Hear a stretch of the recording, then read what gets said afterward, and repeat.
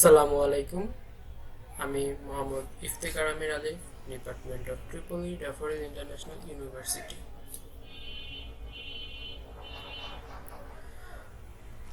আজকের প্রথম lecture, introduction to robotics.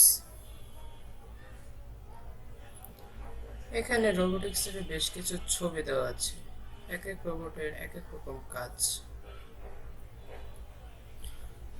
প্রথমেই কোশ্চেন আছে, হোয়াট ইজ রোবট?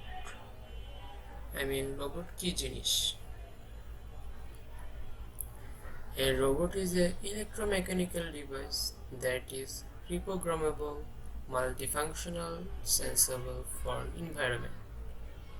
এখানে কোশ্চেন আসতে পারে ইলেকট্রোমেকানিক্যাল কি জিনিস।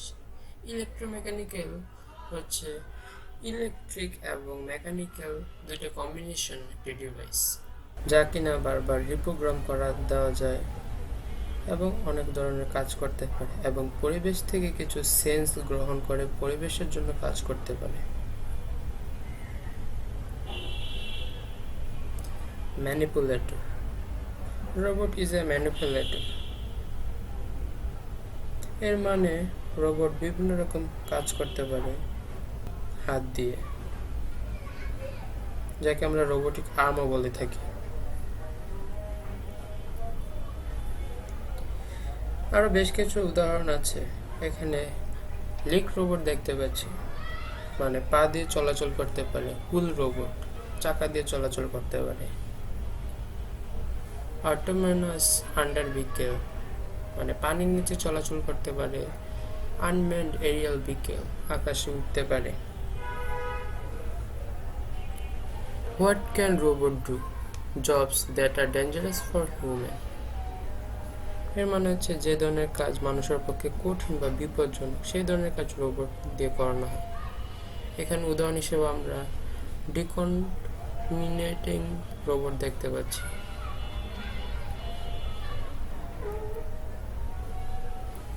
এখানে আরেকটি চিত্র দেখতে পাচ্ছি, ওয়েল্ডিং রোবট।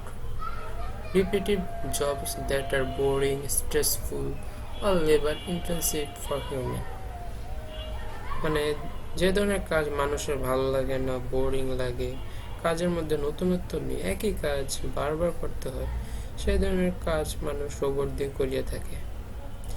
আমরা মাঝে মাঝে মজা করে বলি, রোবট নাকি যে একই কাজ বারবার করব। Why robotics? কেন আমরা রোবোটিক্স শিখি?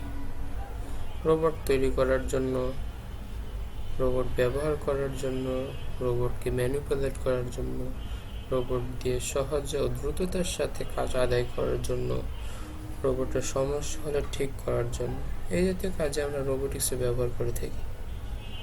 এখানে বেশ কিছু উদাহরণ আছে, যেমন practice, welding, assembly, packing, eating automobiles, dancing, pumping gas ইত্যাদি ক্ষেত্রে আমরা রোবোটিক্স ব্যবহার করে থাকি।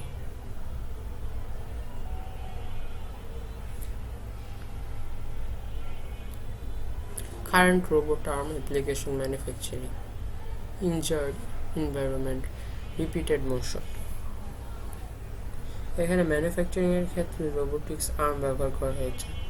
যেমন এখানে একটি গাড়ির ছবি দেওয়া হয়েছে, গাড়ি বিভিন্ন পার্ট জোড়া লাগানোর জন্য, গাড়ি পরিষ্কার করার জন্য বিভিন্ন কাজে রোবোটিক্স আর্মটি ব্যবহার হয়। Emerging robotics application, space, basic science, health, clinic application. Space, এখানে স্পেস হচ্ছে এমন একটি জায়গা যা মানুষ সহজে কাজ করতে পারে না, বলতে পারি আমরা কাজ করতে একটু ডিফিকাল্ট, সে সমস্ত জায়গায় আমরা রোবোটিক্স ব্যবহার করে থাকি। বেসিক সায়েন্সের ক্ষেত্রেও আমরা রোবোটিক্সটি ব্যবহার করে থাকি। হেলথ সায়েন্সেও প্রচুর রোবোটিক্স ব্যবহার হয়। আমরা ইতিমধ্যে জানি রোবট দিয়ে বিভিন্ন কঠিন অপারেশন সম্পন্ন করা হয়েছে। Why robotics? এখানে আমরা উদাহরণ হিসেবে বেশ কিছু ছবি দেখতে পাচ্ছি। রোবট টার্ন করতে পারে, রোবট খেলাধুলা করতে পারে, রোবট মানুষকে আনন্দ দিতে পারে, ছবি আঁকতে পারে। এই ধরনের কাজে আমরা রোবট ব্যবহার করে থাকি। Robotic challenge. রোবোটিক্সের ক্ষেত্রে বেশ কিছু চ্যালেঞ্জ আমাদের অতিক্রম করতে হয়। যেমন রোবোটিক্স নেভিগেশন হতে পারে, রোবটটি কোন দিকে হাঁটবে, কিভাবে যাবে, সেগুলো কন্ট্রোল করা একটু কঠিন। তারপর ম্যানিপুলেশন, রোবট দিয়ে বিভিন্ন রকম ম্যানিপুলেট করতে আমাদের অনেক কাজ করতে হয়।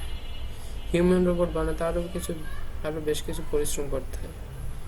যে রোবটগুলো দুই পায়ে ভর দিয়ে হাঁটতে পারে, হাত দিয়ে কিছু ক্যাপচার করতে পারে, কিছু দেখে স্মরণ করতে পারে, বিভিন্ন কাজে পারদর্শী। এ সকল রোবোটিক্স কাজ করতে আমাদের বেশ কিছু চ্যালেঞ্জের সম্মুখীন হতে হয়, যাকে আমরা রোবোটিক্স চ্যালেঞ্জ হিসেবে আখ্যায়িত করি।